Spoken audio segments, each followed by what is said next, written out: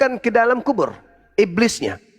Kita lihat apa pernyataan Yesus di dalam Yohanes 12 nomor 31.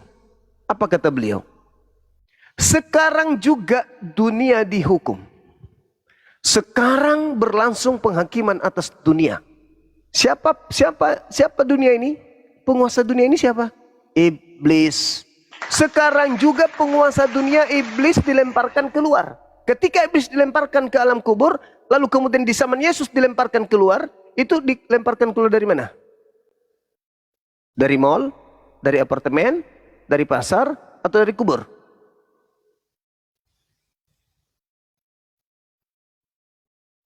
Ketika iblisnya tadinya dilemparkan ke kubur, lalu Yesus mengatakan, sekarang juga penguasa dunia, yaitu iblis, dilemparkan keluar. Berarti dilemparkan keluar dari tempat dia dilemparkan ke dalam. Nah, sekarang iblisnya mau dilemparkan dari mana? Dari dalam kubur, dari dalam WC, dari dalam ember, atau dari mana? Dari dalam kubur. Mantap, bah. Asyhadu. Itu kan menceritakan cerita sebelumnya kalau dia, Bang. Wa antum syuhada, engkau menyaksikan. Tapi kenapa kamu ingin membelokkan kata Quran? Kamu tahu, kamu mengerti, kamu paham, kau baca, kau lihat, kau dengar, kau rasakan. Wa antum syuhada. Tapi kenapa kau membelokkan kata Allah? Kenapa? Pengajarannya itu, Bang, pengajarannya itu kan menceritakan dari perjanjian lama, Bang. Iya, perjanjian lamanya. Perjanjian lamanya kan mengatakan kematian, belum dia merasakan kematian dan kebangkitan. Itu menceritakan iblis Lucifer itu dibangkitkan dari kubur, gitu loh. Terus dilempar keluar dari kubur, bukan Yesus. Kalau Yesus kan mati dan bangkit, beda lagi. Saudaraku, kalau bukan Yesus, kenapa Yesus ketika ditanya, dia mengatakan angkatan jahat ini minta tanda, dan tidak akan diberikan satu tanda apapun kepada angkatan jahat, orang jahat, selain anak manusia berada dalam perut tanda bumi Yunus 3 hari itu 3 malam. Itu cerita, Bang, menceritakan, Bang. Kalau dia, iya, sebagaimana Yunus 3 hari dalam perut ikan, anak manusia juga 3 hari dalam perut bumi. Itu tanda untuk orang mana? Orang jahat atau orang benar? Jahat dong. Ini orang jahat. Pintar. Makanya Yesus mengutip dalil itu. Angkatan jahat ini minta satu tanda, dan tidak akan diberikan satu tanda apapun selain tanda Yunus. Sebab Yunus 3 hari 3 malam, anak manusia itu juga 3 hari 3 malam keluar dari kubur. Nah, yang masuk ke kubur adalah iblis. Sementara yang disalib adalah penerima suap, pengkhianat, orang jahat. Di mana? Siapa yang nerima suap? Siapa? Yesus rupanya nerima suap, kan enggaknya? Yudas dong. Yudas mati gantung diri, Bang, karena nerima suap. Iya, setelah kematian Yesus. Matinya kan setelah kematian Yesus. Matinya setelah kematian Yesus. Ya, itu 2 cerita yang digabung. Loh, kan nggak mau nerima lagi data kan? Hei, saudaraku Arom, kitab Anda itu ditulis bukan pada saat kejadian loh. Itu tulisan. Betul. Iya, makanya itu adalah cerita-cerita yang digabung menjadi satu. Tapi cerita itu berdasarkan murid-muridnya. Murid yang mana pula? Lah, kan berdasarkan cerita dari ingatan mereka. Cerita orang-orang. Cerita orang-orang yang bukan muridnya lebih punya valid, cerita. Bang. Saudaraku, kalau murid Yesus itu sudah menerima semua firman dari Yesus, sedangkan cerita penyaliban itu bukan firman. Itu kisah yang diceritakan oleh orang-orang sebagai penulis, bukan firman Tuhan itu. Berarti ada kan kisah itu berarti. Al-Quran pun mengatakan. Al-Quran pun mengatakan ada. Tapi orang yang disalib itu adalah orang yang ketika bukan Bang Nabi Juma Isa. bilang, ya ketika Bang Juma bilang yang disalibkan itu pemakan uang suap, kapan Yesus nerima uang suap? Ya berarti bukan dia yang disalib. Makanya itulah bedanya. Sorry. Kita mengetahui itu bahwa penyaliban itu adalah untuk penebusan dosa kita. Ya. Itu berkat yang kita terima. Gitu ilmunya loh. Semakin menurun. Wih. Masa begitu? Ilmu makin menurun. Enggak gini loh. Enggak ada faktanya. Enggak ada faktanya bahwa Yudas itu disalibkan, Bang. Ada fakta. Mau saya kasih faktanya? Mau saya kasih fakta? Tertulis liter like kok. Mau saya tunjukkan? Apa? Mau saya tunjukkan? Dari perjanjian lama maksudnya orang yang menerima suap keluaran itu. Bukan dari perjanjian, dari keluaran. Kita ambil dari perjanjian baru.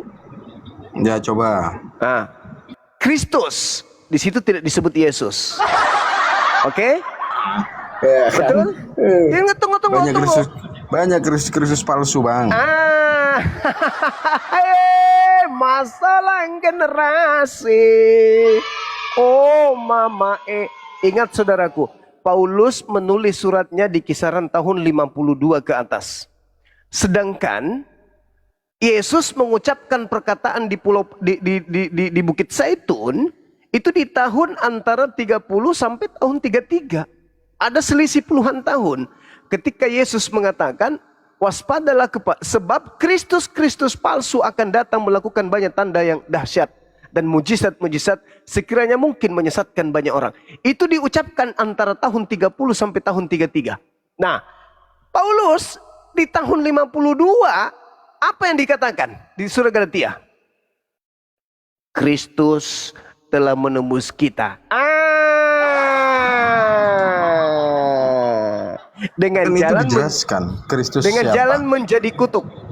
Karena Kristus Yesus itu, Bang. Untuk kita ketahui itu Kristus Yesus atau Kristus bukan. Kita ketahui setelah tanda koma. Apa kata tanda komanya? Sebab ada tertulis terkutuklah orang yang digantung di atas tiang salib. Pertanyaan saya, berdasarkan yang tertulis, yang tergantung itu orang yang dikutuk Elohim atau tidak dikutuk oleh Elohim? Jawab. Bukan manusianya, Bang. Di situ bukan manusianya. Ilmunya semakin merosot ini. Semakin hari semakin merosot ilmunya, gimana dong? Sebab ada tertulis. Sebentar. Sebab ada tertulis.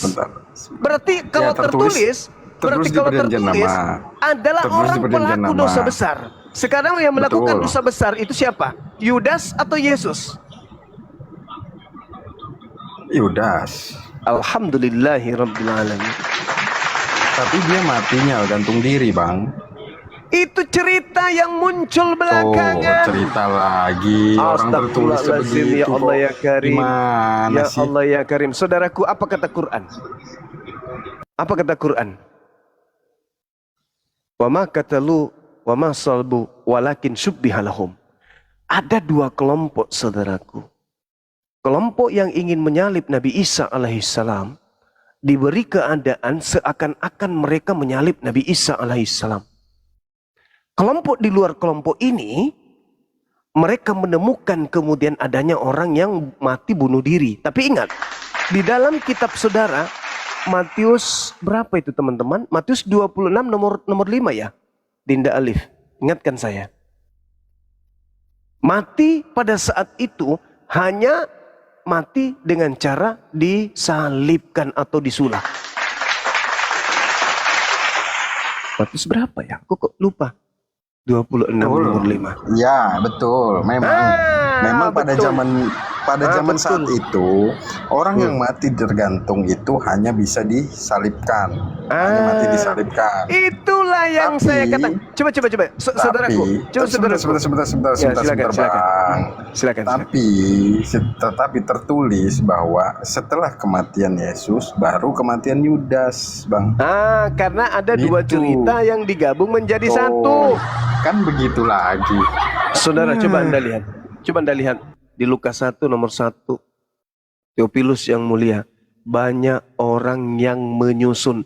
Banyak orang yang menyusun. Makanya di Kisah Para Rasul Betul. 25. Di Betul, dalam banyak Kisah yang Para menyusun, Rasul. Bang. Gini, Bang. Kisah Para banyak Rasul juga dulu. Kisah Para Rasul 25 nomor 19 dulu. Mereka berselisih paham tentang seseorang yang bernama Yesus. Apa perselisih paham yang muncul? Tentang utang piutang? Bukan. Tentang jodoh? Bukan. Tentang rezeki? Bukan. Tapi apa? Tentang kematiannya. Kematian dan tidak kematian. Betul? Ya, faktanya makanya orang yang berselisih itu yang tidak mengakuinya itu, Bang. Masalah generasi. Kenapa bisa terjadi seperti itu? Karena diserupakan bagi mereka yang menyalibkan Yesus bahwa yang mereka salib itu Yesus. Makanya Markus itu mencatat seperti orang yang habis minum vodka, satu cergen. Coba Anda lihat di dalam Markus 16 nomor 12. Lalu Yesus menampakkan diri kepada kedua muridnya dalam rupa yang lain. Halilintar. Itu kan lagi mabuk. Dia sudah melihat orang dalam keadaan bukan Yesus. Dia katakan Yesus. Coba. Yesus nggak yang dituliskan Markus di situ. Lalu Yesus menampakkan diri dalam rupa yang lain. Yesus nggak yang ditulis Markus di situ. Orang lain. Ya, setelah kebangkitan itu, Bang. Orang itu lain orang dari lain, mana? Saudara.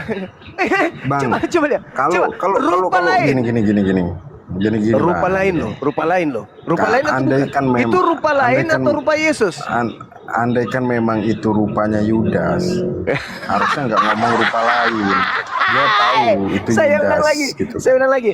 Yang bangkit dari kubur itu rupa Yesus atau rupa lain?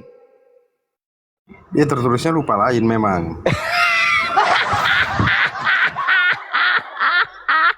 Asyhadu.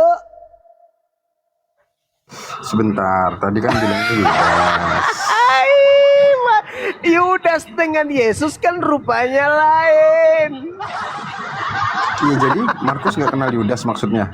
Loh, di mana mereka bertemu? Iya, murid-muridnya pasti ketemu. Tahu dong, Ya Bang. Allah ya Karim, Markus tidak pernah ketemu Yudas. Markus tidak pernah ketemu Yesus. Itu kan menunjukkan diri kepada muridnya kan. Menunjukkan diri kepada muridnya kan. Oke, saudaraku. Sekarang ketika oknum ini dalam rupa bukan rupa Yesus datang kepada Markus, dari mana Markus tahu kalau itu Yesus? Sementara yang muncul bukan rupa Yesus. Ayo.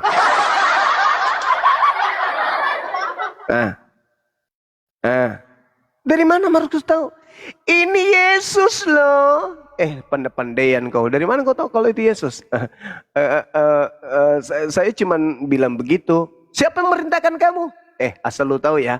Gue ini tangan kanannya Paulus. Apa kata orang? Oh, pantesan. Pantesan lu pikir itu Yesus. Rupanya lu tangan kanan Paulus. Kan kamu lihat rupa lain kan? Ya.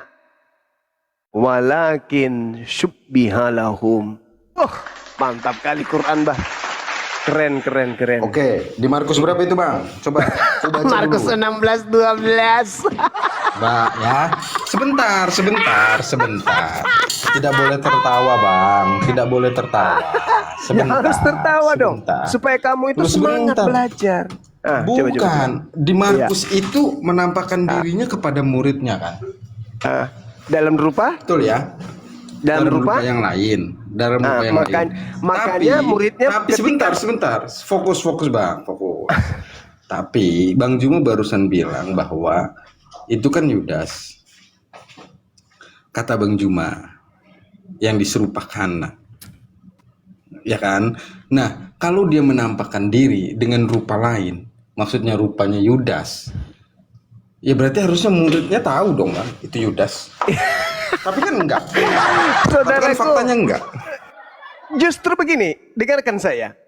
Ketika ada sosok muncul di tengah-tengah muridnya, murid kaget dan ketakutan sebab mengira melihat hantu. Markus kemudian mencatat. Kenapa mencatat seperti itu? Yesus menampakkan diri kepada muridnya dalam rupa yang lain. Kenapa Markus menulisnya? Karena melihat murid-muridnya mengiranya hantu. mengiranya hantu gitu loh. Makanya Markus menulis, berarti yang muncul ini memang bukan rupa Yesus.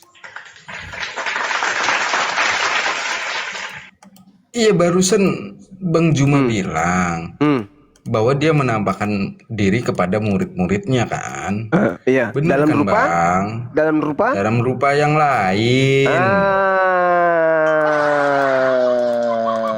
Dalam Terus rupa yang dari mana? lain. Terus dari Setelah mana? itu- Sabar. Dari mana Markus tahu kalau itu Yesus? Nah, setelah itu Yesus meyakinkan kepada murid-muridnya bahwa itulah dirinya. Nah, Gitu loh, Bang. ingat kata Yesus. Ingat Bahwa kata gini Yesus. loh, Bang. Kenapa Ingat kata murid-muridnya Yesus. nggak percaya? Kenapa murid-muridnya nggak percaya? Karena setahu muridnya dia sudah disalibkan dan mati dikuburkan, Bang. Itu Ingat kata makanya dia nggak. Yesus. Ingat kata Yesus. Waspadalah kepada penyesat yang datang kepadamu memakai namaku dan berkata, akulah dia. Lukas 21 nomor 8. Berarti penyesat ini harus mengaku siapa? Harus mengaku siapa? Banyak, Bang. Banyak yang mengaku-mengaku, Bang. Enggak, aku Banyak tanya yang dulu. mengaku. Penyesat ini harus mengaku siapa? Oke, kalimatnya gimana, Bang? Kalimatnya itu? Waspadalah kepada penyesat yang datang kepadamu memakai namaku dan berkata, akulah dia. Jangan kamu percaya. Oke. Nah, sekarang Pada siapa pertanyaannya datangnya? kepada muridnya. Lukas 21 nomor 8. Nah, sekarang penyesat itu harus memakai nama siapa? Supaya orang yakin kalau dia adalah akulah ini. Inilah tanganku, rabalah aku. Tapi muridnya mengiranya hantu. Dan Markus mencatat rupa lain. Gimana dong? Dan Anda ketika mengatakan buktinya murid-muridnya percaya. Ya memang harus percaya. Kenapa? Karena si penyesat ini memaksa. Memaksa dia harus percaya. Coba Anda lihat di dalam Lukas 24 nomor 37. Mereka kaget dan ketakutan sebab mengira melihat hantu. Kedua, coba Anda lihat di dalam Yohanes 20. Bagaimana Maria datang di minggu pagi itu. Dia sudah bertemu oknum itu tapi dia tidak tahu. Malah dia menganggapnya tukang kebun. Ayo. Lalu Anda baca Lukas 24 nomor 9, nomor 10, nomor 11, nomor 12. Murid-muridnya mengatakan, omong kosong. Mana ada orang mati bangkit dari kubur? Omong kosong. Nah, itu betul. Karena murid-muridnya itu manusia yang belum percaya waktu itu, Bang. Tentang kebangkitan. Saudaraku, Gitu. Karena mereka belum percaya dengan kebangkitan, Bang. Karena Salah, Anda lupa, saat Anda pengajaran Yesus, pada saat pengajaran Yesus, dia nggak pernah menceritakan tentang kebangkitannya, Bang. Gitu. Anda salah, keliru. Tadi coba ingat tadi ajaran yang saya ajarkan. Yesus mengatakan apa? Angkatan orang jahat minta tanda. Sekarang murid-murid Yesus orang jahat nggak? Orang baik lah, orang muridnya kok. Makanya Yesus tidak mengajarkan bangkit hari ketiga. Yang dia ajar bangkit hari ketiga itu adalah angkatan jahat. Coba Anda lihat di dalam Matius 27 nomor 63. Apa katanya?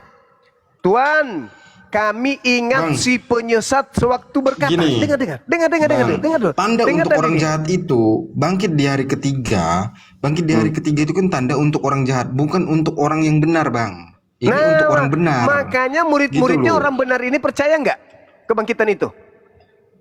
Ya percaya dong, karena kebangkitan yang dimaksud dengan Yesus itu untuk orang jahat yang sebelumnya. Nah, yang ini memang untuk orang-orang benar gitu loh. Saudaraku, Itu, Bang. saudaraku. Sekarang saya ulang lagi. Pertanyaan saya sederhana. Apakah kemudian murid-murid Yesus percaya kalau Yesus bangkit hari ketiga? Awal nggak percaya awalnya. Awalnya nggak percaya. Awalnya nggak percaya kan? Siapa yang membuatnya percaya? Iya, karena Yesus bilang inilah aku. Kalau nggak percaya, peganglah. Gitu kan. Berarti Ada buktinya semua. Berarti yang membuatnya percaya makhluk itu kan?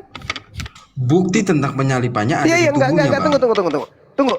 Yang membuatnya percaya bahwa dia bangkit pada hari ketiga, makhluk ini kan? Yang setelah keluar kan? Yesus. Bukan, Yesus tidak pernah mengajarkan sebelumnya kalau dia akan bangkit pada hari ketiga, betul? Kepada muridnya enggak. Berarti murid percaya bangkit gurunya oleh makhluk yang keluar. Makhluk ini yang membuat mereka percaya. Dia akan menyesatkan orang-orang pilihan juga, betul? Ingat dalil itu?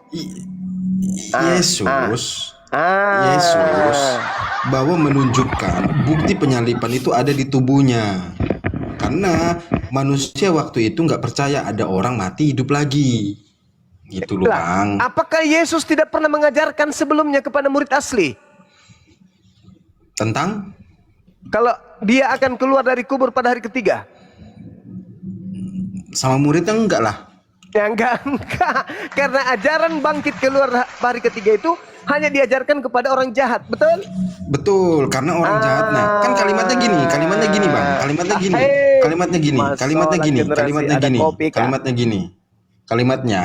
Kalimatnya kan tidak diberikan satu tanda apapun kepada orang jahat itu selain tanda Yunus. Untuk orang jahat, Bang. Kebangkitan ketiga itu untuk orang jahat, tetapi untuk orang baik memang tidak diberikan tanda. Makanya ketika dia bangkit, orang-orang baik yang percaya, ya memang wajar. Karena memang tanda untuk orang jahat itu tidak diberikan, Bang. Itu loh. Saudaraku, kalau dia kemudian akhirnya percaya kepada kebangkitan, berarti dia percaya tanda kejahatan itu, tanda untuk orang jahat. Berarti dia termasuk orang jahat. Dan Nggak hal mungkin, ini masa Tuhan Yesus mau menyesatkan murid-muridnya sendiri, itu nggak mungkin, Bang. Justru murid-muridnya diberikan gelar Rasul, Bang. Karena itulah saudaraku, yang keluar dari kubur hari ketiga itu bukan Yesus. Makanya coba Anda lihat menurut di dalam Bang Juma. Menurut Yesus. Karena kok menurut Yesus pula? Loh, kan itu tanda untuk angkatan jahat, bukan tanda untuk muridnya. Angkatan jahat minta satu tanda, Bang. Minta satu tanda. Dan tidak akan diberikan satu tanda apapun. Sekarang orang jahat ya, Bang. Untuk orang jahat, bukan untuk orang baik. Ketika orang baik minta tanda, tanda apa yang dikasih ke mereka orang baik? Kan masing-masing punya tanda. Ayo. Apa tanda tandanya? Orang baik? Orang baik yang mengikuti ajaran Yesus Kristus. Kok semakin rendah aja pengetahuannya?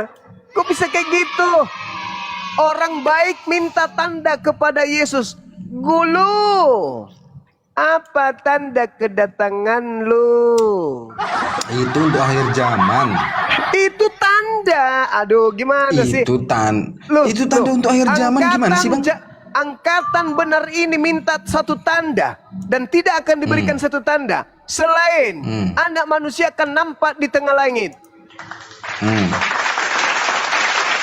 Itu tanda untuk siapa? Untuk orang jahat baik. Atau untuk orang baik? Sama nggak tanda dengan orang jahat? Begini, Bang, untuk orang yang percaya tentang kebangkitan dan hidup, ya Bang ya, bahwa dia memang hidup dan akan menghakimi di akhir zaman nanti, itu tandanya, Bang, dia datang yang kedua kalinya. Tapi tidak untuk orang jahat, Bang. Justru gitu datang kedua kalinya untuk mengajarkan angkatan jahat dan pengikutnya bahwa yang mereka sembah itu bukan dirinya.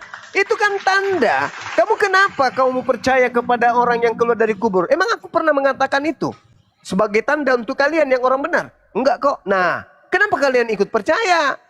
Padahal itu bukan tanda untuk kalian. Tanda untuk kalian, aku datang di tengah langit. Data di Ibrani, Bang, menjelaskan bahwa kematian dan kebangkitan itu ada, Bang. Jadi dia memang menyelamatkan umat manusia. Betul. Saudara, Anda baca Matius 27 nomor 63. Tuhan, Matius lagi. Kami ingat si penyesat sewaktu berkata sesudah 3 hari aku dibangkitkan. Siapa? Si penyesat atau siapa itu? Kami ingat, Bang, kalau abang coba dah, abang gini ya, coba abang pisahkan pengajaran dan kebangkitan itu dulu, Bang. Baru ini bisa kita mengenal yang bangkit keluar dari kubur itu adalah si penyesat. Menurut Matius 27 nomor 63, begitu juga menurut Yesus. Si penyesat ini akan dilemparkan keluar dari kubur. Menurut Bang Juma, ketika Elohim membangkitkan Yesus di hari ketiga, Bapak membangkitkan Yesus di hari ketiga, berarti Bapak meniatkan untuk menyesatkan orang gitu. Angkatan jahat minta satu tanda. Dan tidak akan diberikan satu tanda apapun. Selain tanda Yunus, 3 hari 3 malam. Dan Yesus ini kan dibangkitkan oleh Bapak, Bang. Saudaraku, tidak ada Yesus dibangkitkan oleh Bapa. Yang dibangkitkan oleh Bapa itu adalah Sibilisisis. Apakah tertulis begitu? Saudaraku, apa yang dikatakan Yesus dalam Yohanes 12 nomor 31 itu? Sekarang dunia dihakimi. Siapa dunia ini? Iblis. Sekarang juga penguasa dunia akan dilemparkan keluar. Penguasa dunia dilemparkan, dibangkitkan keluar dari kubur. Alamak. Ya kalau iblis yang bangkit nggak perlu dibangkitkan oleh Bapak, Bang. Ngapain Bapak bangkitkan? Orang tertulisnya Bapak membangkitkan bahwa Tuhan Bapak itu membangkitkan anaknya yang tunggal, yaitu Yesus Kristus dari antara orang mati. Dia dibangkitkan dari antara orang mati, Bang. Saudara, gimana sih Bang Juma ini? Kalau Anda melihat di dalam kitabnya saudara kita Yahudi 1 Raja-Raja 22-23, Tuhan mengutus iblis di mulut para nabi untuk Tuhan menetapkan kecelakaan bagi orang-orang jahat. Ingat di dalam Yohanes 13 nomor 2, iblis merasuki Yudas. Ingat perkataan Yesus dalam Yohanes 6 nomor 70. Bukankah aku yang memilih engkau yang 12 dan satu di antaramu adalah iblis. Yesus yang memilih iblis kan? Aku yang memilih engkau dan satu di antaramu adalah iblis. Makanya Yesus melakukan sayembara. Siapakah di antara kalian yang akan menyangkal aku? Yang akan mengkhianati aku? Inilah darahku, inilah dagingku. Nah, di situ Yesus sudah menunjukkan, ini loh darahku, anggur, ini loh dagingku, roti, makanlah. Jangan dagingku betul kau makan. Tapi ada di antara kalian yang duduk di sini yang akan betul-betul makan dagingku dan minum darahku, alias mengkhianati aku. Siapa itu? Yudas adalah sekiranya lebih baik kalau dia tidak dilahirkan oleh ibunya. Itu fakta, itu real. Nah, apa kata iblis kepada Yesus? Sabar dulu. Sedikit lagi. Apa kata iblis kepada Yesus dalam Lukas 4 itu? Atau Matius 4? Yesus, segala kemegahan yang ada di bumi ini akan aku berikan kepadamu. Segala kuasa akan kuberikan kepadamu. Asalkan kau menyembah aku. Asalkan kau menyembah aku. Maka segala kuasa dan kemegahannya akan aku berikan kepadamu. Sebab 2. Aku iblis berkuasa memberikan kepada siapapun yang aku kehendaki. Kalau aku memberikan kuasaku ini kepada Yudas, maka Yudas berkuasa enggak? Enggak dong, enggak begitu, Bang. Enggak begitu. Saudara, Anda harus jujur mengakui. Yesus mengakui iblis itu penguasa dunia. Betul? Yesus loh. Terus? Anda harus akui dulu. Yesus mengakui iblis itu penguasa dunia, betul? Yohanes 14 nomor 30. Benar enggak Yesus mengakui bahwa iblis itu penguasa dunia? Iya dong. Iya, tapi terbatas, Bang. Ada batasannya dia, Bang. Tunggu dulu. Memang ada batasannya. Betul itu. Iblis terbatas karena bukan Tuhan. Sekarang ketika iblis Anda sudah mengakui dia adalah penguasa dunia, sang penguasa dunia memberikan kuasa itu kepada Yudas, bisa enggak? Karena Yudas kerasukan iblis nih. Aku akan memberikan kuasa kepada siapapun yang aku kehendaki. Apa kuasa Yudas? Kutanya dulu. Oke. Dia hanya menerima suap, Bang. Dia hanya menerima suap dan memberikan informasi tentang Yesus. Sabar dulu, kawan. Sabar ya. Yesus diuji oleh iblis, tujuannya agar Yesus menyembah iblis, meninggalkan menyembah kepada Elohim. Jikalau engkau menyembah aku, maka segala kuasa ini akan aku berikan kepadamu. Sebab aku berkuasa memberikan kepada siapapun yang aku kehendaki. Catat itu. Ketika iblis diceritakan oleh Yesus sebagai Kristus palsu, melakukan tanda yang dahsyat dan mujizat-mujizat, kekuatan-kekuatan, sekiranya mungkin menyesatkan orang-orang pilihan juga, iblis ketika mencoba Yesus, apa kata data nomor 11, nomor 13-nya?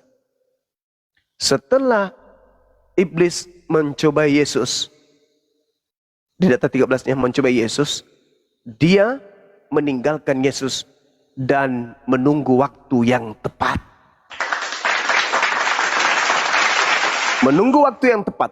Kapan waktu tepat itu? Sabar, saya belum selesai. Dengarkan dulu, sedikit lagi. Kapan waktu tepat itu? Ketika orang-orang Roma, orang-orang Yahudi ingin menangkap Yesus. Di dalam data Lukas 22.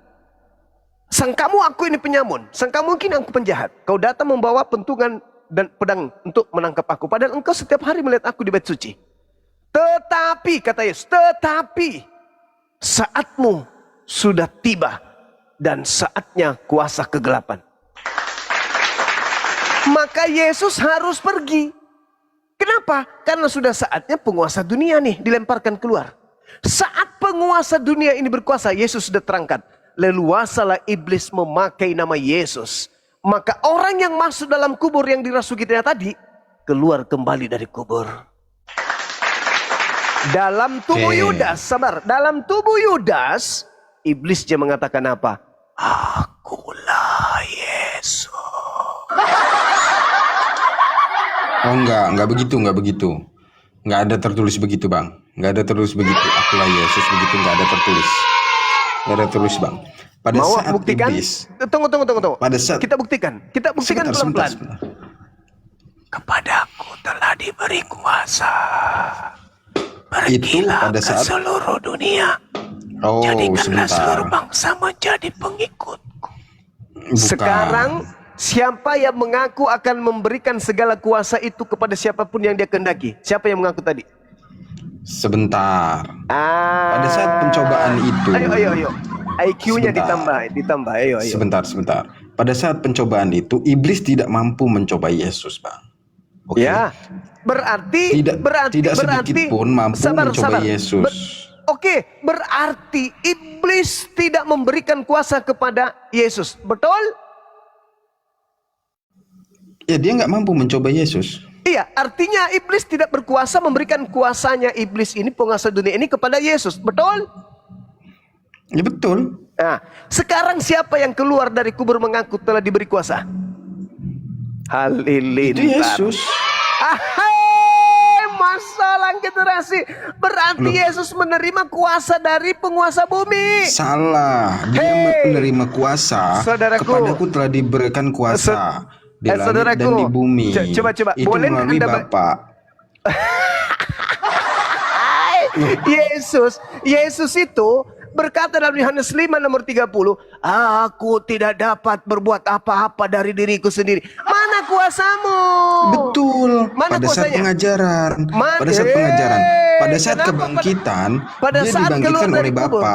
Dia dibangkitkan oleh Bapa dan diberikan kuasa. Di mana dalilnya Bapa memberikan kuasa kepada dia setelah dia keluar dari kubur? Di mana dalilnya? Di mana dalilnya? Dia itu, Bang, mengalahkan maut lagi. Kematian mengalahkan maut dan kebangkitan itu udah bukti, Bang. Bukti bahwa dia diberikan kuasa. Apa kata Yesus? Apa kata iblis? Kuasa aku berikan kepadamu kalau engkau menyembah aku. Yesus tidak menerima kuasa itu. Data 13 mengatakan apa?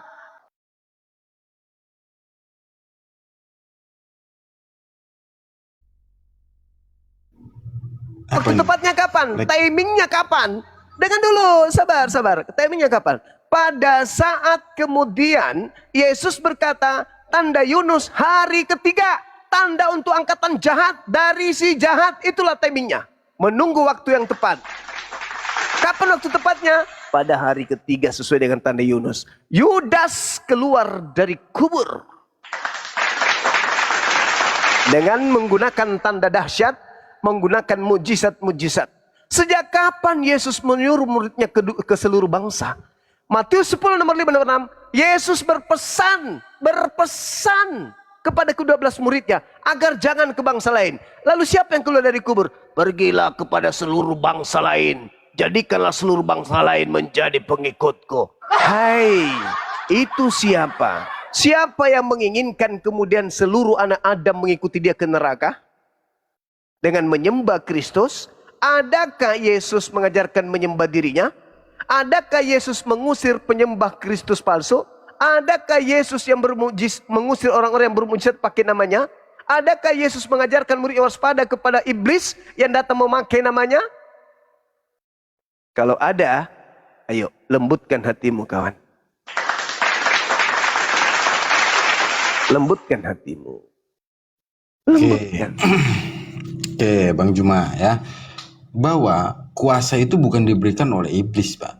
Kuasa itu diberikan oleh Bapa kepada Yesus, Bang. Tentang penghakiman, itu juga diberikan oleh Yesus. Kuasa penghakiman sepenuhnya diberikan oleh Yesus. Itu loh. Kemudian kuasa bagi yang hidup pun diberikan oleh Yesus. Di Yohanes sudah tertulis jelas bahwa kuasa dari Bapa itu diberikan oleh Yesus. Gitu. Di mana Bapa memberikan kuasa kepada Yesus, kuasa di bumi? Mana dalilnya?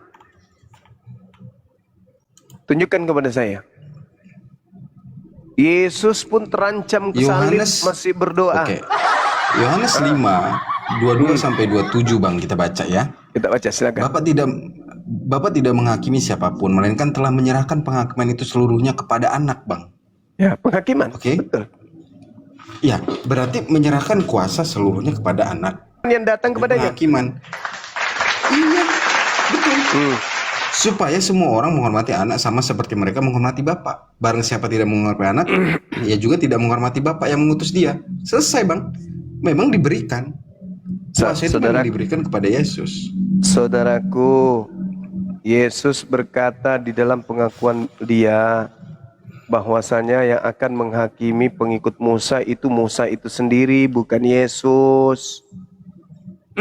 Itu ajaran Yesus sendiri yang mengatakan itu. Oke. Musa tadi nyari yang tertulis. Ini tertulis sekarang di Yohanes. Dibantah lagi coba. Apanya yang tertulis? Segala kuasa gimana? Tidak ada segala kuasa. Ketika Yohanes 17 ayat 10, dan segala milikku adalah milikmu, dan milikmu adalah milikku, dan aku telah dipermuliakan di dalam mereka. Itu selesai, Bang.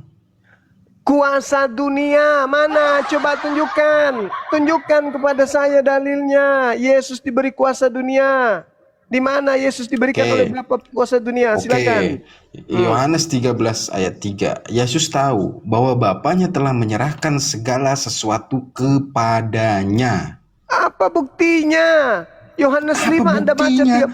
Aku tidak dapat berbuat apa-apa. Lihat konteksnya dong. Lihat konteksnya dong. Aku tidak dapat berbuat apa-apa dari diriku sendiri. Yohanes 13 ayat 3 ini mau dihilangkan sama Bang Juma juga. Yohanes tahu Bapaknya telah menyerahkan segala sesuatu kepadanya. Saudaraku, dengarkan. Ketika kita berbicara mengenai Yohanes 13 nomor 3 ini, itu ucapan Yesus atau bukan? Tuh, maunya begitu, maunya ucapan. Sedangkan Alkitab itu ada beberapa catatan dari pengingat murid-muridnya, Bang. Kesaksian Yesus ini yang harus dipercayai. Kesaksian Yesus. Yohanes 5 nomor 31. Jikalau aku bersaksi tentang diriku, aku bersaksi tentang diriku sendiri, maka kesaksianku itu tidak benar. Yohanes 13 nomor 3 itu bukan ucapan Yesus. Kan? Itulah. Bingung jadi. Kalau menunjukkan data, Bang Juma bilang itu bukan. Saya minta kata Yesus. Sedangkan itu tertulis. Saudaraku, Yesus berkata Yohanes 5 nomor 30, Anda bantah dengan karangan penulis Yohanes. Kan gimana Anda punya ilmu kok semakin menurun. Yesusnya berkata dalam Yohanes 5:30, aku tidak dapat berbuat apa-apa dari diriku sendiri. Nomor 31-nya, kalau aku bersaksi tentang diriku sendiri, kesaksianku itu tidak benar. Datang Anda kesaksian pengarang Yohanes, Anda hantam kepada kesaksian Yesus. Gimana dong? Gini ya Bang ya, gini, karena Abang udah menyimpulkan ketika di Amanat Agung tertulis bahwa di Matius 28 ayat 18 bahwa Yesus sendiri yang ngomong bahwa kepadaku telah diberikan segala kuasa di surga dan di bumi. Abang menolak itu karena yang memberikan kuasa menurut Abang iblis, sebelah sisis. Gimana?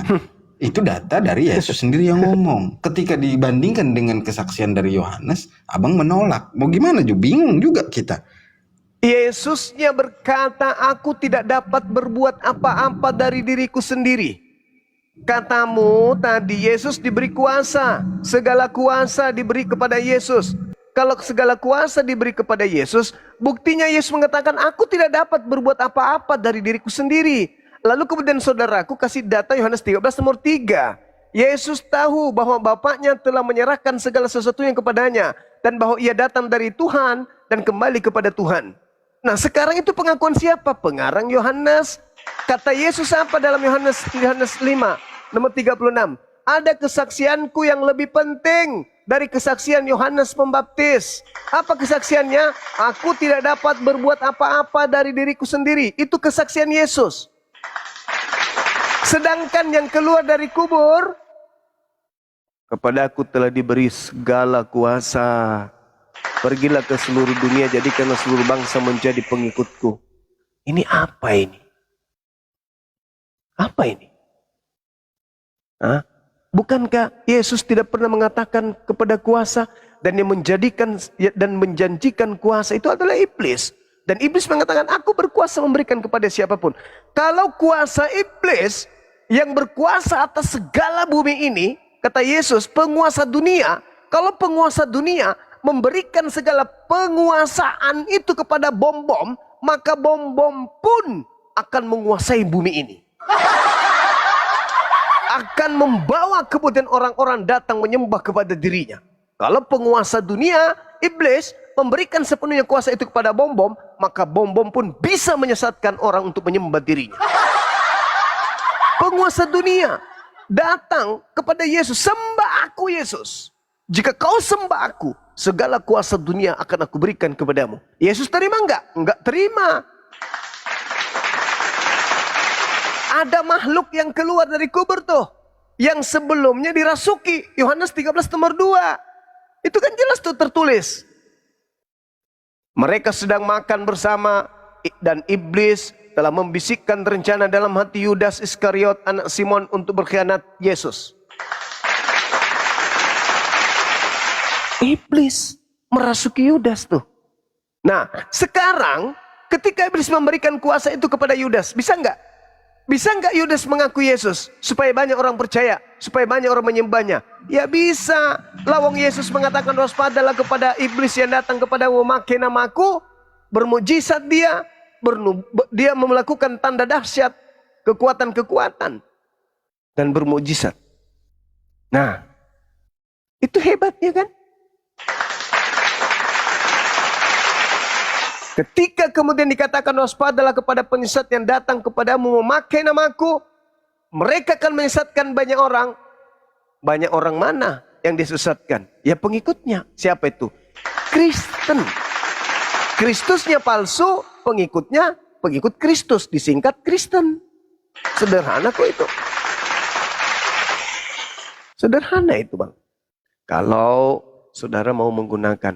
Karena Yesus tidak pernah menerima kuasa. Kepadaku telah diberi kuasa. Bayangkan pada saat ia ingin ditangkap. Apa katanya?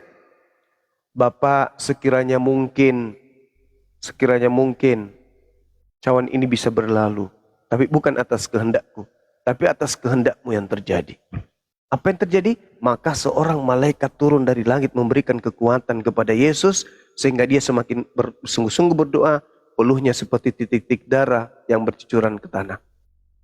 Itu yang kau katakan diberi kuasa itu. Segala bumi diberi kuasa tuh. Kalau Yesus punya kuasa diberikan kepada dia, udah ditendang semua itu orang Roma Yunani itu sama orang-orang yang Parisi yang mengkhianati dia. yang ingin membunuhnya. Ingat di Taman Getsemani, bagaimana dia marah kepada muridnya? Tidak bisakah kamu berjaga-jaga untuk sejenak saja? Aku ingin berdoa. Sampai dia marah sama muridnya, diulang-ulang. Bolehkah kamu menjaga di sini? Jaga di sini. Jaga aku di sini. Aku mau berdoa.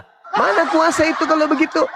Kenapa dia bersungguh-sungguh, peluhnya semakin seperti titik darah, ketakutan kepada Itu kan malaikat? manusia, dia kan masih menjadi manusia, Bang. Manusia biasa dia.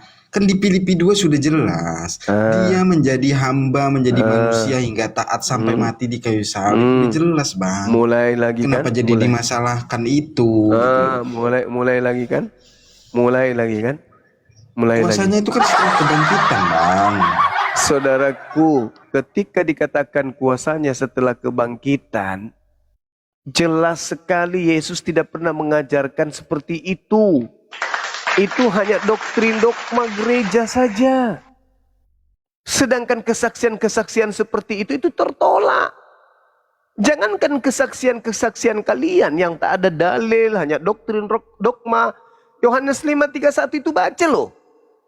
Jikalau aku bersaksi tentang diriku sendiri, maka kesaksianku itu tidaklah benar. Lalu bagaimana kalau seorang Kristen bersaksi dari diri Kristen itu sendiri tentang Yesus? Bisakah kami percaya orang berakal ini? Ya tidak dong. Yesus aja berkata, aku berkuasa. Tidak ada orang yang bisa berkuasa atas siapapun selain daripada aku. Nah, kita baca mana kesaksian Bapa tentang itu. Ada enggak? Enggak ada. Itu pun kami tidak percaya. Apalagi kalau hanya seorang Kristen mengaku-ngaku. Itu kan kuasa diberikan nanti setelah dia keluar dari kematian. Nah, mana kesaksian Bapa untuk itu? Nah, sementara kesaksian Yesus harus dibarengi kesaksian Bapa. Kalau kesaksian Kristen harus dibarengi dengan kesaksian Bapa juga. Tapi Bapak Paulus beda. Kesaksian Yesus berdasarkan kesaksian Bapa. Yohanes 5 nomor 45. Bapalah yang bersaksi tentang aku. Nah, kau tidak pernah mendengarkan suaranya, wajahnya pun tidak pernah kau lihat. Nah, kalau Kristen berkata Betul. Yesus itu diberi kuasa setelah dia bangkit dari kubur, itu kesaksian siapa? Yesus sendiri yang ngomong, Bang. Matius 28 itu. Mana kesaksian Bapaknya? Loh, kan sudah pada saat pengajaran itu bahwa dia mengakui bahwa segala sesuatu yang keluar dari diri dia itu dari kehendak Bapa. Ketika dia berbicara seperti itu, berarti itu kehendak Bapa memang. Iya. Gitu, Bang. Lalu mana penyesatnya iya? yang mengaku Yesus, yang menyesatkan banyak orang, yang memakai nama Yesus, yang datang kepada muridnya mana? Waspadalah kepada penyesat yang datang kepadamu. Mana itu penyesat yang mengaku Yesus yang datang kepada murid Yesus? Mana? Ada yang terjun dari pohon cempedak. Aku Yesus, turun dari pohon cempedak, ada? Nggak ada. Yang datang kepada murid Yesus mengaku Yesus itu hanya makhluk yang keluar dari kubur itu. Alamak. Ada Yesus yang keluar loncat dari pohon cempedak, ada? Aku Yesus, ketepak. Ada nggak? Nggak ada. Waspadalah kepada penyesat yang datang kepada kalian, memakai namaku dan berkata akulah Kristus. Mereka akan menyesatkan banyak orang. Mana Yesus itu kalau bukan yang keluar dari kubur? Ada Yesus lain? Nggak ada. Itulah yang diceritakan Markus 16:12. Dan Yesus menampakkan diri kepada kedua muridnya dalam rupa lain. Nah, itulah yang dimaksud Yesus. Yesus lain yang datang memakai namaku. Nah, dilihat tuh, kok beda mukanya tapi ngaku Yesus. Itulah yang menggenapi nubuatan itu. Sederhana kok itu, kalau Anda mau menggunakan akal sehat, saudaraku. Oke? Oh, jadi gini, maksud Bang Juma gini ya, maksud Bang Juma bahwa membuktikan bahwa perkataan Yesus yang akan ada yang akan menyesatkan kalian itu muridnya di situ berarti harus terjadi gitu maksudnya. Ya Allah, kan Yesus mengatakan itu. Coba Anda baca Matius 24. Baca. Baca kawanku, baca. Penyesat itu harus datang di abad pertama. Makanya Yohanes 12 nomor 31 itu tolong dihargai loh. Sekarang juga, sekarang itu apa? Dalam bahasa Yunani non, detik itu juga, saat itu juga. Sekarang juga dunia dihakimi. Sekarang juga penguasa dunia dilemparkan keluar. Berarti zaman itu keluar iblisnya dari kubur. Oke, Bukan kita di baca abad- ya Bang. Nah, silakan. Kita baca ya Bang. Silakan. Kita baca Matius 24 ya Bang. Ya, Kita baca nomor Oke. nomor 4-nya aja langsung sampai seterusnya. Jangan nanti dulu dong. Ya udah, terserah. Oke. Silakan. Oke. Permulaan penderitaan ya Bang ya. Hmm. Di ayat 3-nya, ketika Yesus duduk di atas bukit Zaitun, datanglah murid-muridnya kepadanya untuk bercakap-cakap sendirian dengan dia. Kata mereka, katakanlah kepada kami, bila manakah itu akan terjadi dan apakah tanda kedatanganmu dan tanda kesudahan dunia? Ini menanyakan akhir zaman, kesudahan dunia, Bang. Ya, kesudahan Konteksnya. dunia, betul. Betul. Iya, betul. Betul. Nah, Nah, sekarang Nah. di situ kesudahan dunia itu yang dikatakan oleh Yesus, kalau dia yang datang, betul? kalau dia datang dengan tubuh kemuliaannya, Bang. Nah, iya, kalau dia yang datang, berarti itu tanda kesudahan dunia kan? Betul. Kalau dia yang datang dengan tubuh kemanusiaan Nah, ya, dengan tubuhnya. Iya, sekarang yang keluar dari kubur itu apa? Ada Itu nggak tanda itu? kebangkitan, Bang. Bang, bentar. Itu masih dunia. Dia belum diangkat, Bang. Dia belum diangkat. Saudaraku, sebelum penyaliban Yesus mengatakan apa? Memang aku harus pergi. Baca lagi di dalam Matius 23 nomor 37, 38, 39. Tidak lama lagi aku berkata-kata dengan kamu, sebab aku akan pergi dan kau tidak akan melihat aku lagi. Itu kata Yesus. Belum lagi dikatakan di dalam kitab saudara Betul, Yohanes 16 itu. betul. Aku Jadi gini, harus Bang. pergi. Sebentar. Aku harus pergi. Nah, Sebentar, ketika Bang. ia menampakkan diri, sabar dulu. Ketika kemudian dia menampakkan diri, itu harus wajib dibarengi dengan tanda hari kiamat. Tapi kalau ada yang mengaku aku tidak dibarengi tanda kiamat, jangan kau percaya. Itu bukan aku. Itu pasti penyesat.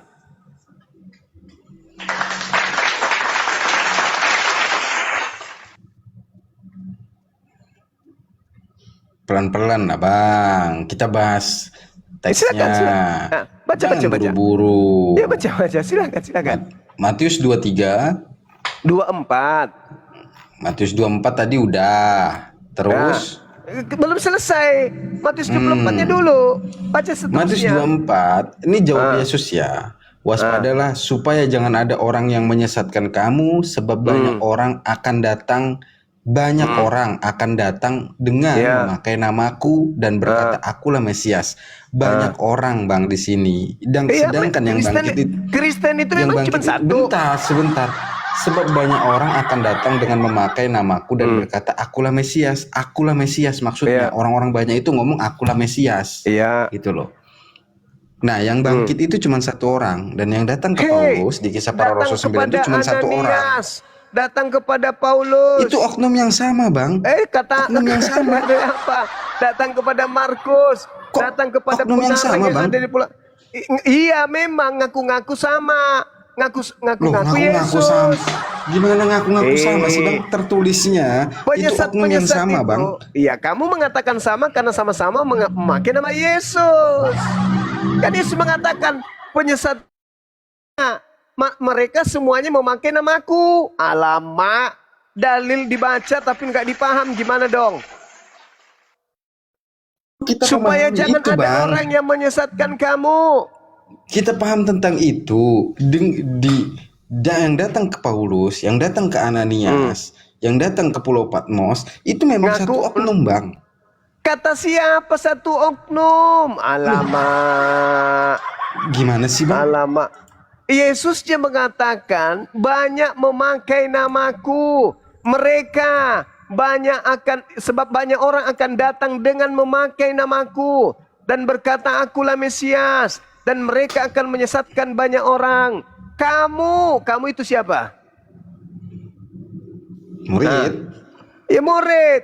Berarti ketika dikatakan kamu, berarti penyesatnya itu zaman itu, abad itu datang ke muridnya.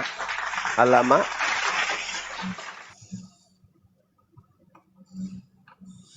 Ya, orang di Alkitab tulisnya satu oknum kok, Bang.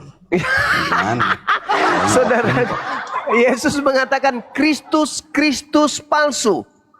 Itu Nah, satu atau banyak? kan? Banyak kan? Banyak. Mereka Banyak. ini memakai nama siapa? Nama Yesus. Nah, sudah. Nama Yesus sudah. Tapi dalam Alkitab mereka mendapatkan penglihatan dan di perjumpaan dengan Tuhan Yesus itu satu oknum, Bang. Dengan satu yang sama, dengan satu pengajaran. Saudaraku, apa karena sangat enak toh? Dia bilang gini, apa tanda kedatanganmu dan tanda kesudahan dunia? Apa kata Yesus? Waspadalah kepada penyesat. Artinya Yesus sudah tahu bakal ada penyesat memakai namanya, tapi Yesus membatasi mana dia, mana yang bukan dia. Kalau aku yang datang, aku yang asli datang, aku akan nampak di tengah langit. Seluruh manusia akan melihat aku. Matahari menjadi gelap, bulan tak bercahaya, bintang berjatuhan. Itu kalau aku.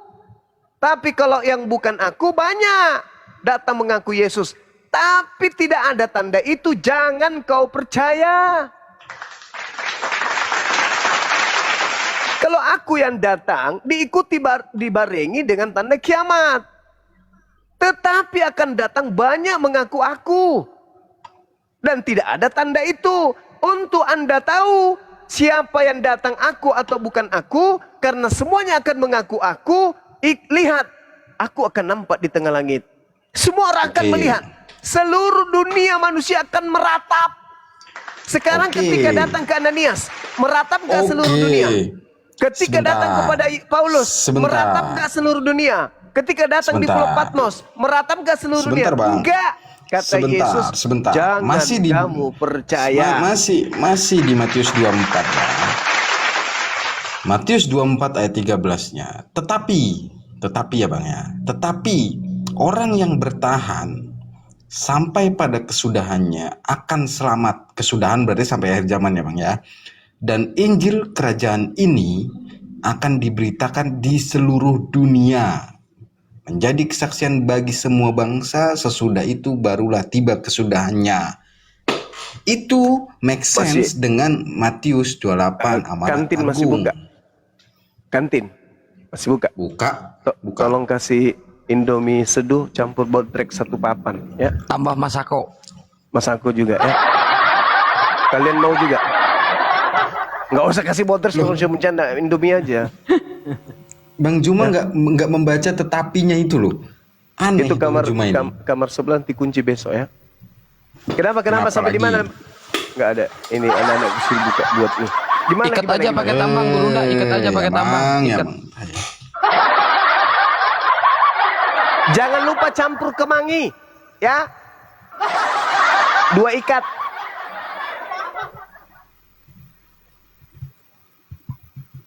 Bener, ya, dipanggil temannya bener. Wih, kemangi kata bos. Bener.